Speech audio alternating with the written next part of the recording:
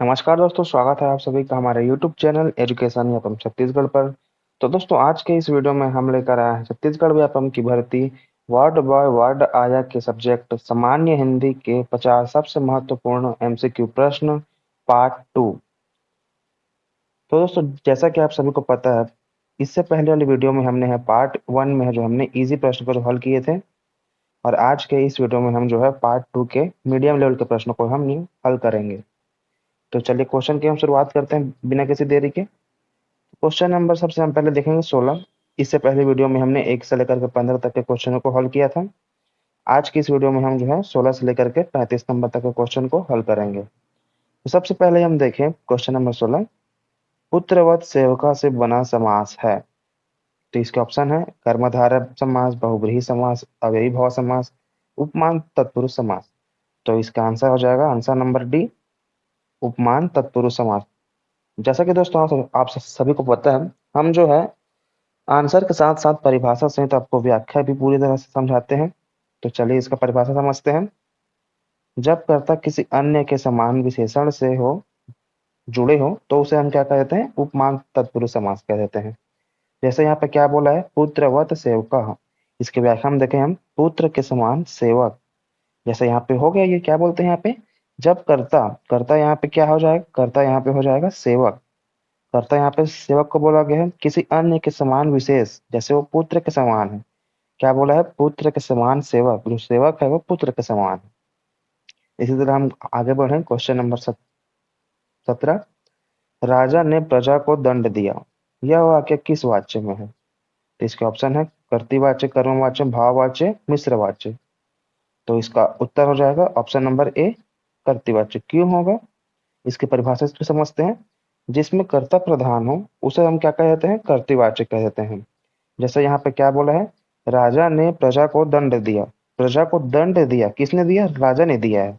तो इसके यहाँ पे क्या हो जाएगा, राजा ने दिया है, तो इसका प्रधान उसका हो जाएगा, राजा का। तो इसका लिए इसका उत्तर क्या हो जाएगा, ए, कर्तृवाच्य। इसी तरह हम आगे बढ़े क्वेश्चन नंबर 18, प्रश्न 18। उपकार शब्द में कौन सा उपसर्ग है। उपकार शब्द में कौन सा उपसर्ग है, इसका ऑप्शन है प्र, अनु, उप, परि। तो इसका आंसर हो जाएगा ऑप्शन नंबर सी, उप। क्यों होगा, क्योंकि उपसर्ग जो है परिभाषा क्या है, शब्द के आरंभ में लगने वाला अवयव। शब्द के आरंभ में जो लगने वाला अवयव है उसी को हम क्या क्या बोल देते हैं, उपसर्ग कह देते हैं। तो इसके व्याख्या को हम समझे तो उपधनकार, उपधनकार बराबर क्या हो जाता है, उपकार। इसका अर्थ क्या होता है, सहायता या भाग।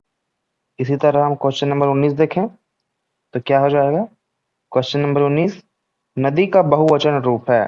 तो इसके ऑप्शन क्या है, सभी में तो वैसे नदियां ही दिए हैं पढ़ने के लिए, इसमें खाली सिर्फ इसका मात्रा में ध्यान। तो इसका ऑप्शन नंबर क्या हो जाएगा, ऑप्शन नंबर बी, नदियां। परिभाषा देखें इसके, वचन। वचन क्या होता है, एक वचन के होते हैं और बहुवचन रूप में होते हैं। एक वचन मानी एक ठो मतलब एक जने का होगा, और बहुवचन माने बहुत सारे हो जाते हैं ऐसा। इसी तरह हम देखें क्वेश्चन नंबर 20। जिन्होंने भी मेहनत की वे सफल हुए। यह किस वाक्य का प्रकार है। तो इसके ऑप्शन है सरल, मिश्र, संयुक्त, रूपकात्मक। तो इसका ऑप्शन नंबर आंसर क्या हो जाएगा, ऑप्शन नंबर बी, मिश्र वाक्य है। क्यों है मिश्र वाक्य, चलिए परिभाषा से इसको समझते हैं। तो मिश्र वाक्य क्या है, एक मुख्य उपवाक्य और एक आश्रित उपवाक्य। जैसे यहाँ पे क्या बोला है, जिन्होंने भी मेहनत किया वे सफल हुए बोल रहे हैं। जैसे इसमें क्या हो जाएगा, एक मुख्य वाक्य क्या है इसमें, जिन्होंने भी मेहनत किया, और एक आश्रित उपवाक्य क्या बोला है, वे सफल हुए बोल रहे हैं। वैसे ही यहाँ पे जैसे यहाँ पे देखो व्याख्या में समझा दिया गया है। अब हम देखें क्वेश्चन नंबर 21। पढ़ाई शब्द में कौन सा प्रत्यय है। पढ़ाई शब्द में कौन सा प्रत्यय है। तो इसका आंसर हो जाएगा ऑप्शन नंबर बी, आई। परिभाषा से कुछ समझे तो प्रत्यय क्या है, शब्द के अंत में लगने वाला अंश क्या कहलाता है, प्रत्यय कहलाता है। इसकी व्याख्या में हम देखें तो पढ़ धन आई मिलके क्या बनता है, पढ़ाई बनता है। इसलिए इसका ऑप्शन ऑप्शन नंबर बी, आई इसका उत्तर हो जाएगा। क्वेश्चन नंबर हम देखें आगे, क्वेश्चन नंबर 22। काव्य की आत्मा रस है। तो यह कथन किसका है, यह कथन यहाँ पूछा गया। ऑप्शन क्या क्या दिया यहाँ पे, आचार्य भरत मुनि, आचार्य मम्मट, आचार्य दंडी, आचार्य विश्वनाथ। ये चारों ऑप्शन में से इसका जो आंसर है ऑप्शन नंबर बी, आचार्य मम्मट। यहाँ पे देखो रस का परिभाषा भी दे दिया गया है। स्थायी भाव की परिपक्वता से उत्पन्न सौंदर्य का अनुभव, इसे क्या कहा जाता है? रस कहा जाता है।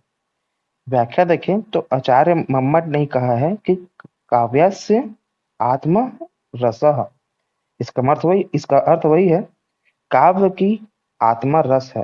काव्य की आत्मा जो है वो रस है, इसमें जो है आचार्य मम्मट ने कहा है। तो इसका ऑप्शन नंबर क्या हो जाएगा? Option number B. अब हम आगे बढ़े क्वेश्चन नंबर 23। करुणा किस रस का स्थायी भाव है? करुणा किस रस का स्थायी भाव है?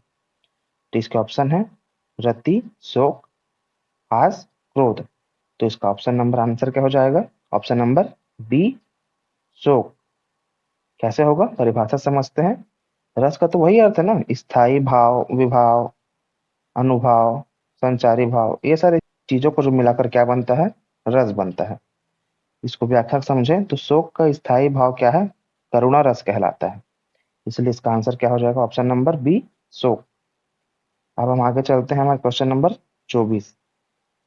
चलो पुस्तक पढ़ें, यह वाक्य किस प्रकार का है? यह वाक्य किस प्रकार का है? इसके ऑप्शन है अज्ञार्थक, संभाव्य, विधिली, प्रेरणार्थक। तो इसका आंसर नंबर क्या हो जाएगा? आंसर नंबर डी, प्रेरणार्थक। चलो पुस्तक पढ़ें, ये तो खाली एक प्रेरणा वाली बात है ना, तो इसलिए क्या हो जाएगा? ये ऑप्शन नंबर डी, प्रेरणार्थक। परिभाषा समझे, जब वक्ता स्वयं को भी कार्य में सम्मिलित करे तो वो क्या हो जाता है? प्रेरणार्थक हो जाता है, बोल रहे हैं।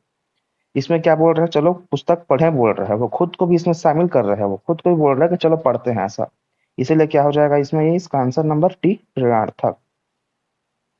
इसी तरह हम आगे बढ़े क्वेश्चन नंबर 25 में। तो इसका क्या हो जाएगा प्रश्न? राम घर किस समास का उदाहरण है? राम का घर किस समास का उदाहरण है? तो इसके ऑप्शन क्या है? षष्ठी तत्पुरुष, द्वंद्व, बहुब्रीहि समास, द्विगु समास। तो इसके ऑप्शन क्या हो जाएंगे? ए, षष्ठी तत्पुरुष। क्यों होगा? परिभाषा से इसको समझते हैं। जब पहला पद दूसरे पद का षष्ठी विभक्ति संबंध दर्शाए, जैसे यहाँ पे क्या दर्शाया है? राम का घर। राम का घर, इसको क्या बोल सकते हैं? राम गृह बोल सकते हैं। राम का घर, राम गृह। इसलिए इसका आंसर क्या हो जाएगा? ऑप्शन नंबर ए, षष्ठी तत्पुरुष। अब क्वेश्चन नंबर 26 देखें। सदा सत्य बोलो, यह किस प्रकार का वाक्य है? तो यह किस प्रकार का वाक्य है? ऑप्शन देखें। विधेय, अज्ञार्थक वाक्य, प्रश्नवाचक वाक्य, या फिर विस्मयादि बोधक वाक्य। तो इसके आंसर हो जाएंगे ऑप्शन नंबर बी, अज्ञार्थक वाक्य। क्यों होगा ऐसा? परिभाषा समझते हैं। जिसमें आदेश, निषेध या आज्ञा व्यक्त हो उसे हम क्या कह देते हैं? अज्ञार्थक बोल देते हैं। जैसे यहाँ पे बोला है, ये तो सदा सत्य बोलो, ये किसी क्या बोल रहे हैं? आदेश दे रहे हैं ये। तो इसका आंसर क्या हो जाएगा? ऑप्शन नंबर बी, अज्ञार्थक। व्याख्या में भी यहाँ बताया गया है, यहाँ स्पष्ट आज्ञा है सत्य बोलो, इसलिए इसका ऑप्शन है बी, अज्ञार्थक। चलिए अब आगे बढ़े क्वेश्चन नंबर 27। अध्यापक छात्रों को पढ़ाता है, इसमें कर्म कौन सा है? अध्यापक पढ़ता है, छात्र कोई नहीं। तो इसके ऑप्शन में आंसर क्या हो जाएगा? ऑप्शन नंबर सी, छात्र। क्यों होगा? जिस पर क्रिया का प्रभाव पड़े वह कर्म कहलाता है यहाँ पे। तो जैसे क्या है? पढ़ाने की क्रिया छात्रों पर हो रही है, अध्यापक क्या है? छात्रों को पढ़ा रहा है। तो इसीलिए किसमें कर्म, कर्म किसका हो जाएगा? ऑप्शन नंबर सी, छात्र। अब हम आगे देखें क्वेश्चन नंबर 28। जैसे को तैसा किस अलंकार का उदाहरण है? रूपक अलंकार, उपमा अलंकार, अनुप्रास अलंकार, यमक अलंकार। तो इसका ऑप्शन नंबर आंसर क्या हो जाएगा? Answer number D, option number D, यमक। क्यों होगा? परिभाषा समझते हैं हम अलंकार को। एक ही शब्द का बार बार प्रयोग भिन्न अर्थ में हो तो इसको हम क्या कह देते हैं? यमक अलंकार कह देते हैं। इसी यहाँ पे, जैसे यहाँ पे क्या बोला है? जैसे को तैसा समान शब्द है लेकिन जो है अलग जो है अर्थ में है, इसलिए इसका आंसर क्या हो जाएगा? ऑप्शन नंबर टी, यमक अलंकार। इसी तरह हम आगे बढ़े क्वेश्चन नंबर 29। कृपाण का पर्यायवाची कौन सा है? कृपाण का पर्यायवाची कौन सा है?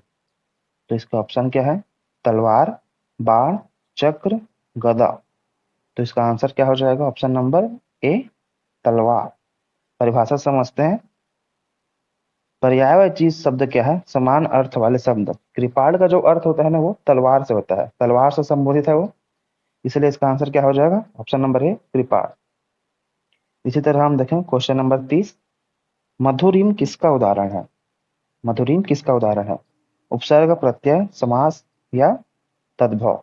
तो इसका आंसर क्या हो जाएगा? ऑप्शन नंबर बी प्रत्यय। ये क्या है? प्रत्यय का उदाहरण है ये। यहाँ पे व्याख्या समझे थे इसको। मधुर धन ईम, मधुर धन ईम बना है, तो इसका ईम जो है वो प्रत्यय है, इसलिए क्या हो जाएगा? ये मधुरीम। मूल शब्द में प्रत्यय जोड़कर नया शब्द बनता है। मधु में क्या है? ईम जुड़ गया, इसलिए क्या बन गया? ये मधुरिम बन गया। मधुर में जो है ईम जुड़ के क्या बन गया? मधुरिम बन गया। अब हम आगे बढ़े क्वेश्चन नंबर 31, तृष्णा ना कभी बुझी है ना कभी बुझ सकेगी, यह किस अलंकार का उदाहरण है?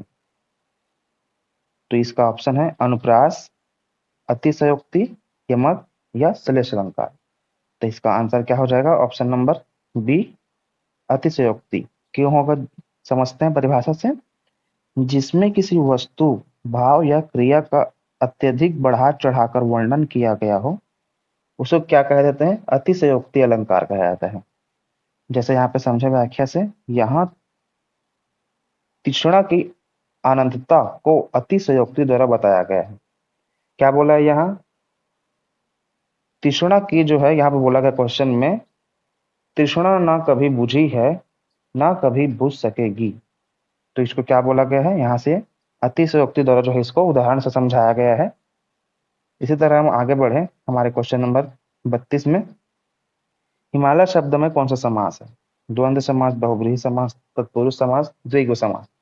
तो इसका आंसर नंबर क्या हो जाएगा? ऑप्शन नंबर सी तत्पुरुष समास। क्यों होगा? तत्पुरुष समास क्या है? विशेषण प्लस विशेष। जैसे क्या बोला है? हिम का आलय, जैसे क्या बोला है? हिम का आलय मतलब बर्फ का घर, या इसको बोल सकते हैं हिम धन आलय, हिमालय, बर्फों का घर, ऐसा जो होता है ना बर्फ, उसको क्या बोल देंगे हम? हिमालय। इसी तरह हम आगे बढ़े क्वेश्चन नंबर 33, जिसमें कोई दुख ना हो, क्या हो जाएगा? निर्दुख। यहाँ कौन सा समास है बोला गया, पूछा गया है?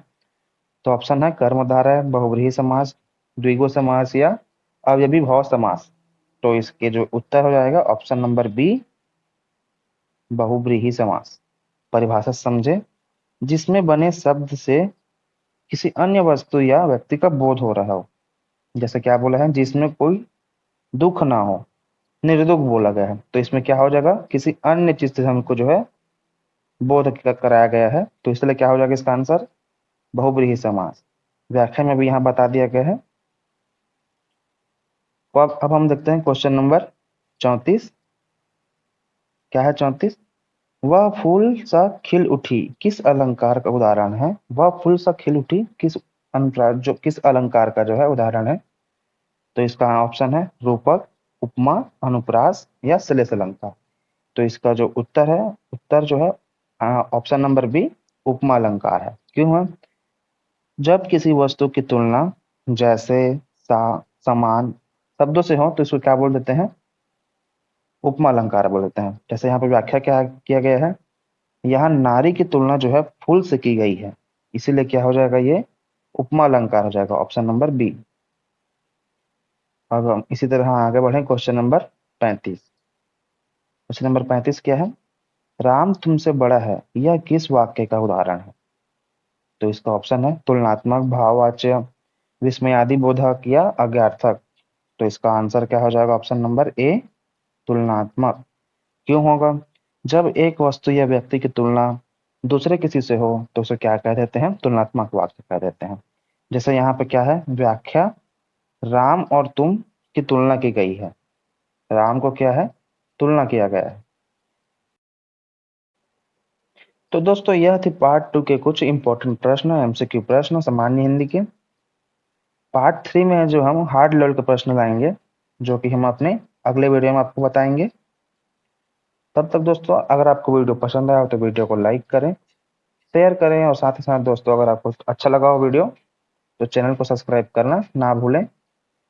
धन्यवाद।